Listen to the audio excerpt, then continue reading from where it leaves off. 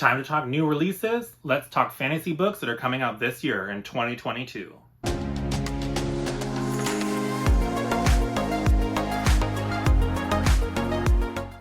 Hi guys, welcome back, bienvenue, all that jazz. It's time to talk about books, specifically new releases that I'm excited about coming out this year in 2022. Let's jump right into this list. I'm going to talk about 10 different books today. The first of which is Crescent City, House of Sky and Breath, book 2 in the Crescent City series by Sarah J. Maas. So since it's book 2 in a series, I obviously don't want to say too much about it, so let's talk instead about book number 1, House of Earth and Blood. So if you don't know about this series already, it gives you very much those urban fantasy type feels, while not being technically an urban fantasy since it's not set in our world, it is in a different world. However, they do have many modern conveniences like cell phones, all of that kind of thing to talk to each other. It focuses on our main character, Bryce Quinlan, who is part Fae, I want to say. It's been a while since I read it. Something tragic happens. One of her friends is murdered horrifically, and she somehow ends up in the middle of the investigation trying to figure out what happened to that friend. She also eventually finds a love interest that I don't want to talk too much about, but it is a good time. I will say that the pacing is a little awkward, especially in the first, third of the book, 200 pages or so. It is a little bit slower. Our main character is not super likable at first. She's kind of like this party girl, does whatever she wants, kind of drunky, druggy kind of thing, which is not everybody's favorite thing to read, but I will say that she does become a much more complex character after that tragic event occurs. So I would say try to stick with it through that first 200 pages, even if you're not loving it, and hopefully you'll love it later on. I know that's weird to say. If you're not loving it, put it down, but also do know that the tone changes significantly about 200 pages in. So this book left it on kind of a cliffhanger, but Bryce and her love interest get kind of entangled in this world's politics and shenanigans ensue, and so I'm really excited to see what's up next for our girl Bryce. House of Sky and Breath is supposed to be coming out sometime in February. I don't remember the exact date. The next book I'm excited coming out also in February on the 8th is Rise of the Mages by Scott Drakeford. I have seen it kind of pop up in a couple of anticipated release videos, and I checked out its description and it just sounds like it might be a really fun time. So it is the first book in a planned trilogy. Emrail Ire wants nothing more than to test to be a weapons master. His final exam will be a bloody insurrection staged by corrupt nobles and priests that enslaves his brother. With the aid of his War Master tutor, herself an undercover mage, Emrail discovers his own latent and powerful talents. To rescue his brother, Emrail must embrace not only his abilities as a warrior, but also his place as last of the ancient mage kings, for the fallen god has returned, and he is hungry. I love me a fantasy book where the gods are actually directly involved and you get to see some of the inner workings of the world and see some of those supreme beings and get to have a feel for this weird, almost alien-esque nature to these gods that have no conception of time on a human scale and stuff like that. So I'm really excited for another book. That's why I especially love these Forgotten Realms books so much, is the gods are directly involved in many of the events that occur. And so this kind of gives me all of that old Forgotten Realms-y vibes, and so I'm just excited to check it out. Also in February is The Justice of Kings by Richard Swan, which is coming out on February 22nd. I actually was approved for an e-arc of this over on NetGalley by the publisher Orbit, and so I will be checking this out, and I'll have a review up either a couple days before or on that release date of the 22nd of February, which they picked a pretty cool release date, 2/22/2022, there's a lot of 2s happening. I was interested in this book because I've heard kind of rumblings going on that it is a really good book, and so I love me some good fantasy books, and then when I checked out the synopsis, I was really intrigued. So just the brief blurb: The Justice of Kings, the first in a new epic fantasy trilogy, follows the tale of Sir Conrad Vonvalt, an emperor's justice, a detective, judge, and executioner all in one.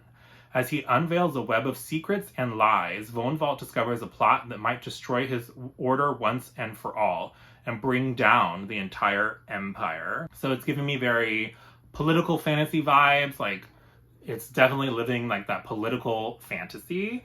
And so I haven't read many political focused fantasy stories in a while. And so I thought that I'd mix up kind of what I'm reading and read some really politically driven stuff.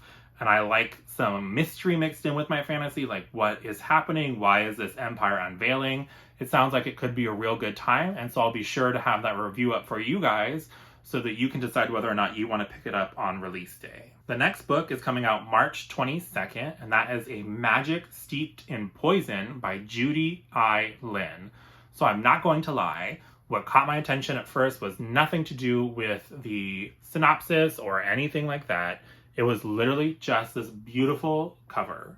Like, can we just drink that in for one moment? Like, that is amazing. Like, okay. But once this cover hooks you and reels you in, the story actually sounds like it could be really interesting as well. So it's described as, for Ning, the only thing worse than losing her mother is knowing that it's her own fault. She was the one who unknowingly brewed the poison tea that killed her, the poison tea that now threatens to also take her sister, Shu. When Ning hears of a competition to find the kingdom's greatest Shenmeng Shi, masters of the ancient and magical art of tea making, she travels to the imperial city to compete. The winner will receive a favor from the princess, which may be Ning's only chance to save her sister's life. But between the backstabbing competitors, bloody court politics, and a mysterious and handsome boy with a shocking secret, Ning might actually be the one in more danger. Sounds like a fun competition-based story, which can always be a good time. It throws me back to those days where I was just watching like Yu-Gi-Oh! On Saturday mornings. Those competition-based stories can be really fun and exciting and fast-paced. And so with some of the slower, more like politically driven stuff that it seems like I'm signing up for this year, this sounds like it might be a good little palate cleanser from all of that. Then, with an unannounced date in April, this book was originally scheduled to come out earlier in the year and then got pushed back. We have Book 2 in the Rivenworld saga or trilogy or whatever it is, Champion of the Fallen. Book 1 is Dragon Mage, and these are both by M.L. Spencer. I have been loving Dragon Mage recently. It is a very classic tale of boy in village has hidden magical powers that get discovered, and he then gets whisked away to this fantasy school. So if you like that magic school setting, it will be in this book. At least in book 1 it was. I don't totally know where book 1 leaves off because I'm still working my way through it currently, but I'm really excited to see where it goes.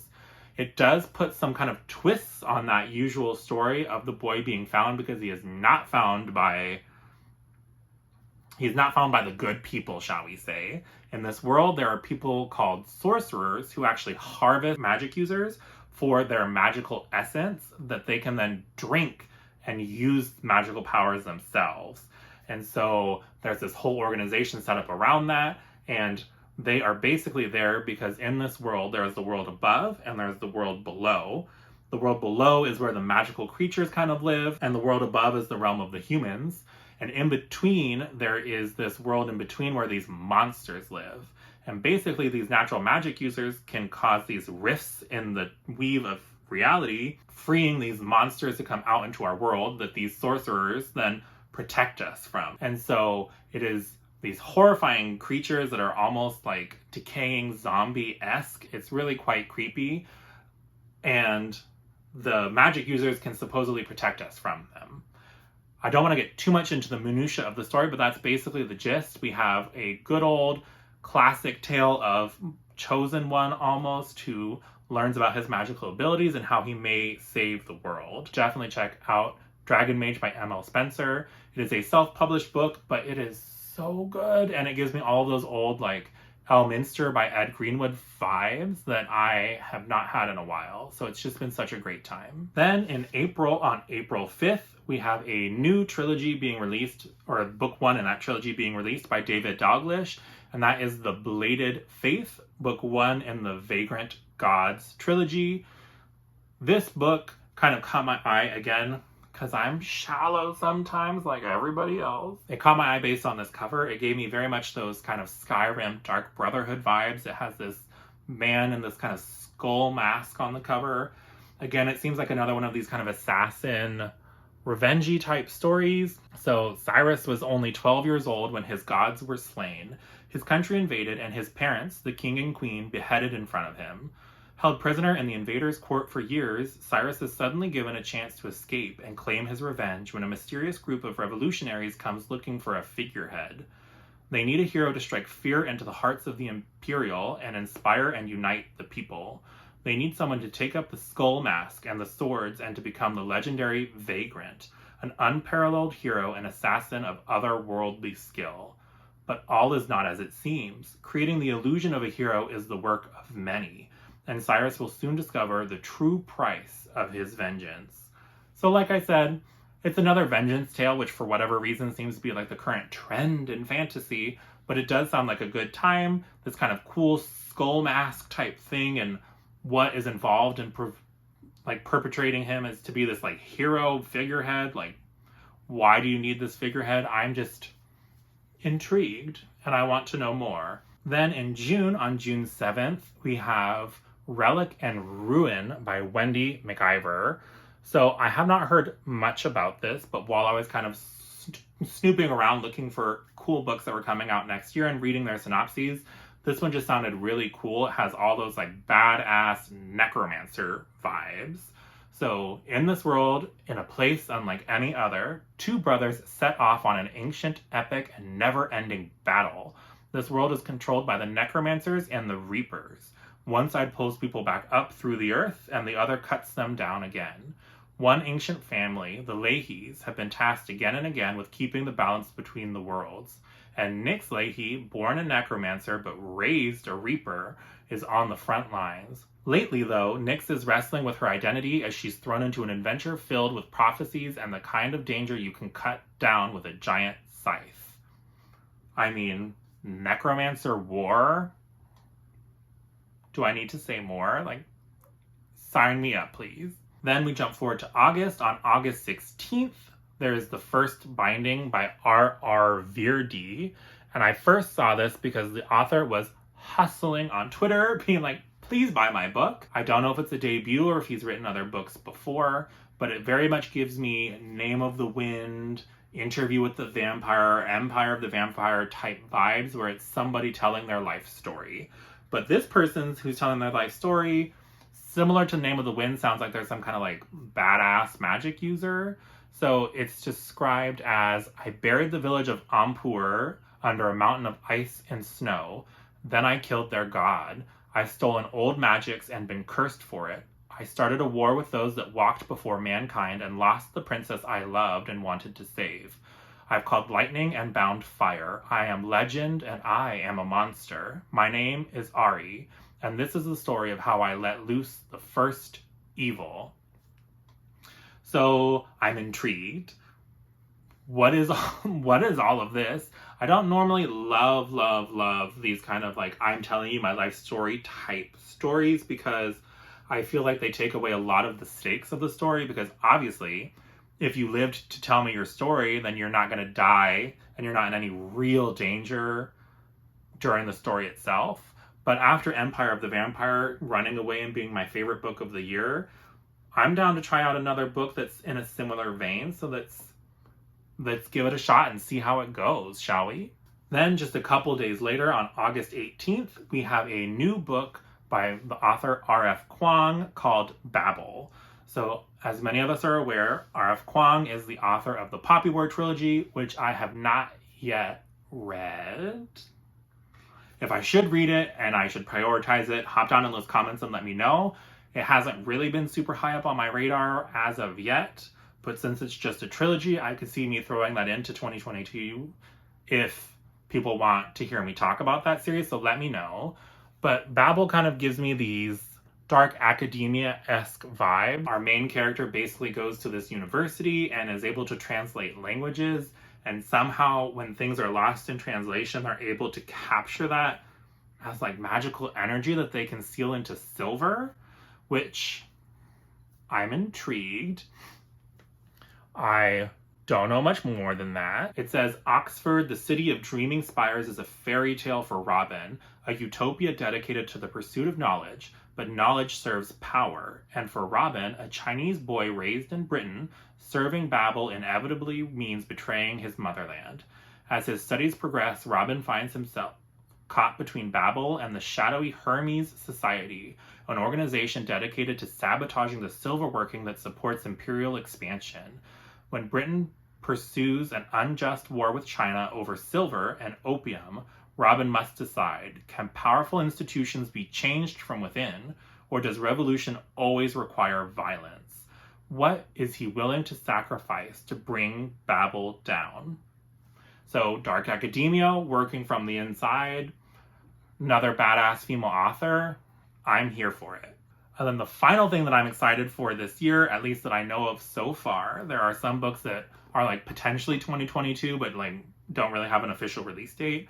And that is The Lost Metal, book 4 in the Second Era Mistborn series by Brandon Sanderson. So of course, since it's book 4, I don't want to give away like too much information about what the story is about, but instead we'll talk about book number 1, The Alloy of Law.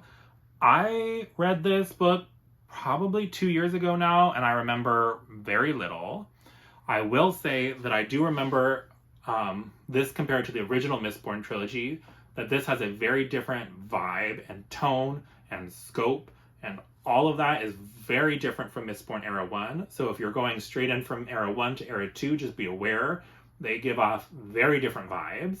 But I still remember really enjoying my time with the first 3 books in this series. But since I remember so little, maybe I'm due for a reread. Does anybody want to do any kind of like buddy read-along type thing for Era 2 of Mistborn? I think that that could be really fun. So if that's something that you're interested in doing, maybe we could start that later in the year leading up to that new release of the Lost Metal or Fourth Metal or whatever coming out in November. But just a brief synopsis, let's go ahead and check this out. So, Scadrial has changed. Ever taller towers race for the clouds, and railways and canals crisscross the land. But Mistborn is still a place of magic. Now, after 20 years in the roughs, Waxilium Ladrian has been forced to return to Elendel. He must assume the duties and dignity incumbent upon the head of a noble house, or so he thinks, until he learns the hard way that the mansions and elegant tree-lined streets of the city can be even more dangerous than the open plains. So from what I remember, especially this first book kind of starts off as more of like a Western mystery type vibe, and then we get more and more into depth on the political underpinnings that are going on in this society. And I remember book 3 ending in a cliffhanger, but what that cliffhanger was, I'm not totally sure. So like I said, if you guys want to do some kind of buddy read or something, please let me know. I think that would be so much fun. But that's it. So those are 10 different books that I'm excited to check out that are being released in the year 2022. Are any of these on your most anticipated reads list? Or did I introduce you to some books that you hadn't heard of yet? Either way, let me know. If you liked this video, please give it a like. And if you want to see more bookish stuff like this from me, go ahead and hit that subscribe button. Other than that, I hope you have a great rest of your day. I'll talk to you again soon. Bye!